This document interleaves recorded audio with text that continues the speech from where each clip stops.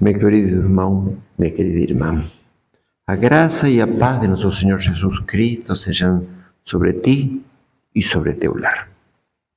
Esta tarde, lendo os jornais, entendi que existe um pecado muito grave que se comete com frequência em nosso país e que não é devidamente conhecido, porque de fato não é devidamente explicado.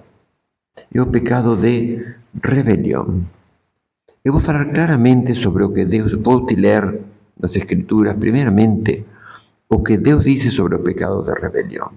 Vou te explicar brevemente como funciona e vou te contar os casos que na Bíblia nos dão exemplos de pessoas que se comportaram dessa maneira. Vamos a partir lendo o capítulo 13 da carta aos Romanos, os versículos 1 e 2, que dizem o seguinte: Submeta-se toda pessoa às autoridades superiores, porque não há autoridade que não provenha de Deus, e as autoridades que há por Deus têm sido estabelecidas. De maneira que quem se opõe à autoridade se opõe ao estabelecido por Deus e resiste ao estabelecido por Deus. E aqueles que resistem trazem condenações para si mesmos. O texto parece um pouco confuso, mas é uma coisa mais ou menos assim.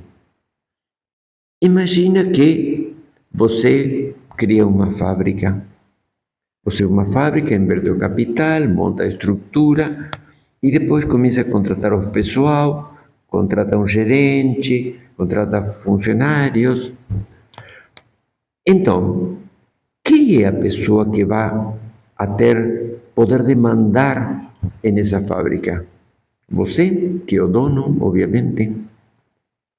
Pode por acaso o gerente dizer: não gostei desse dono, vou trocá-lo?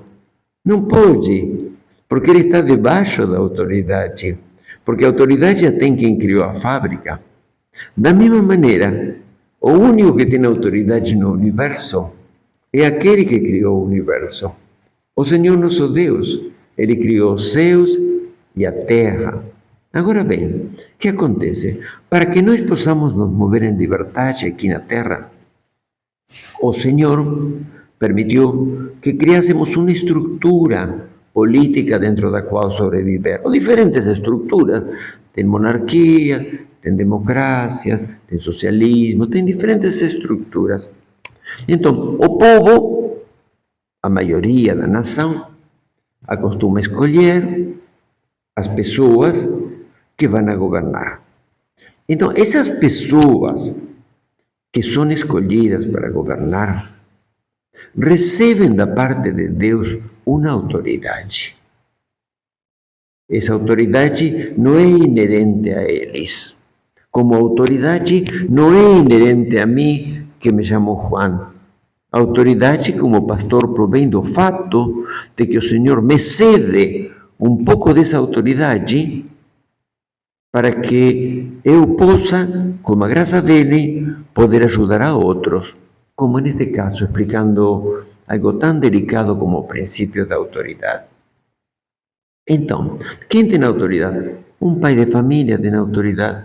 Quem tem autoridade? Um juiz tem autoridade. Quem tem autoridade? Um presidente, um governador, um deputado, um senador, um gerente de uma fábrica, o diretor da escola, o mestre da sala de classes. Todas essas pessoas têm autoridade. A autoridade não provém deles. A autoridade é algo que Deus delegou sobre eles, que Deus lhes cedeu, lhes emprestou, para que eles exerçam uma determinada função.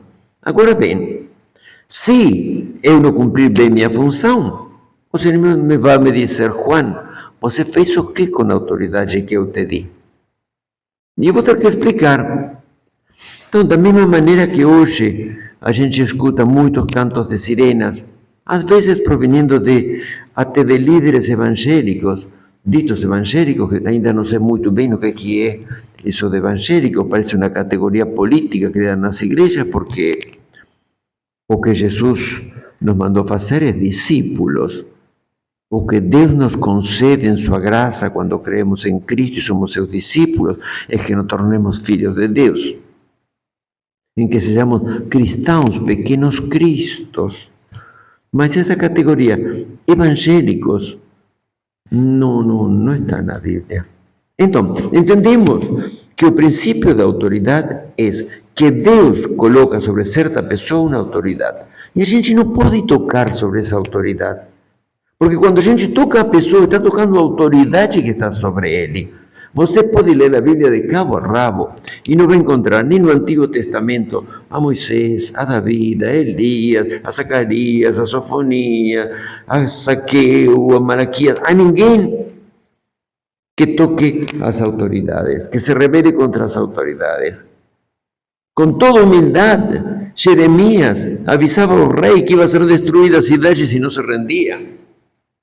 Com toda humildade, falava o rei, e por favor, no Novo Testamento, você pode ler Pablo, Pedro, Lucas, Marcos, Tiago, pode ler tranquilo todos os livros, e não vai encontrar ninguém criticando as autoridades romanas. Somente encontra em Pedro uma vaga alusión a Babilônia, referindo-se a Roma, a como se vivia em Roma, a maneira dispendiosa que se vivia em Roma. Mas naquela época, os imperadores romanos pegaban aos irmãos, os empalaban, los cubrían con breu e os quemaban vivos en sus festas, os jogaban para que os leões os comessem e o público assistia. Mas você não vai encontrar uma palavra nas escrituras dizendo esse não sei que do imperador romano. Nada. Ao contrário, Pedro disse, orai pelas autoridades. Pablo disse, orai pelas autoridades. Compreendem? Na Bíblia temos somente 2 casos de pessoas que se rebelaram contra as autoridades. Um deles terminou louco e suicidando-se, e o outro foi morto por um monte de flechas. O primeiro foi o rei Saul, que foi enviado por Deus a uma missão. Mas ele já não queria mais fazer o que Deus mandava. Ele achava que, como rei, já tinha o direito de fazer o que bem lhe parecesse. Então aparece o profeta Samuel e disse, você não sabia por acaso que o pecado de rebelião, do qual estamos falando, o pecado de rebelião é igual ao pecado de feitiçaria? Ser um feiticeiro, que no Antigo Testamento eram queimados vivos, é o mesmo que ser rebelde. Ele enlouqueceu e acabou clavando-se ele mesmo em sua lança e pedindo a um pajem de arma que terminasse de rematá-lo. O outro foi Absalão, o filho de David, homem fiel a Deus, que quando esse rei Saul, que era o primeiro rei, o rei que precedeu ele, queria matá-lo, ele fugia. E em várias ocasiões teve a oportunidade de matá-lo. E disse David, eu levantar a mão contra o ungido do Senhor? Eu não sou louco. Se Deus quer, Deus o matará, ou alguma coisa vai acontecer, mas eu não vou levantar minha mão contra aquele sobre quem está a unção de Deus. Compreende? Mas o filho levantou contra ele, fez uma revolução, arrastrou os principais líderes da nação, arrastrou a nação em pleno contra David, mas acabou clavado por muitos dardos e com uma lança atravessando-lhe o coração. Esse foi o destino das 2 únicas pessoas que praticaram rebelião na Bíblia.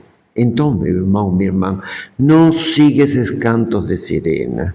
Que o presidente este presidente, você tem que orar por este presidente. E gostava do anterior, en tanto que estava o anterior, tinha que orar por ele. E agora tem que orar por este. Eu vejo, por exemplo, líderes evangélicos que durante o governo do anterior presidente diziam, temos que orar por este presidente porque é autoridade. E agora quando falam do atual presidente, que é outro, dizem qualquer atrocidade. Compreendem? E quando essas pessoas com cantos de sirena, induzindo o pecado, induzem uma nação ao pecado, trazem juízo sobre a nação toda. porque levan a uma boa parte da nação a se rebelar contra a autoridade de Deus. Eu não vou jurar o seguinte, mas se não foi a rebelião de 2016 que derrocou um presidente porque alguns queriam derrocá-lo, como sempre em rebelião, o que permitiu que a partir do ano 19, a partir do 20, morresse quase 1 milhão de pessoas de doença no Brasil. Terrível, não é verdade? E eu vou te dizer uma coisa mais. Na China, era um país muito pobre, extremamente pobre. É um país ditatorial, um país comunista que não permite o evangelho pleno. Mas os cristãos chineses, que são a igreja mais grande do mundo e mais fiel, não param de orar pelo governo. E hoje a China tem crescido até um ponto de superar aos Estados Unidos. E oram, não somente para que a nação esteja bem, sino também para que as autoridades abram os olhos e se convertam no Evangelho. Tomemos esse exemplo. Não sigamos os cantos de sirena que nos querem levar à rebelião, porque a rebelião é um pecado terrível, que é abominação para o Senhor. Porque quando você está tocando a autoridade, quem é que deu a autoridade? O Altíssimo. Então você está tocando a autoridade que o Altíssimo se deu. Não vai nunca detrás desses cantos de sirena. Pode ser o pastor ou pode ser a pessoa mais conhecida do mundo. Escape. E ore pelas autoridades. E que Deus abençoe tua vida, porque Deus vai te abençoar se você fizer a sua palavra. Muito mais do que até agora. Deus te abençoe, meu irmão, minha irmã. Obrigado por me ouvir.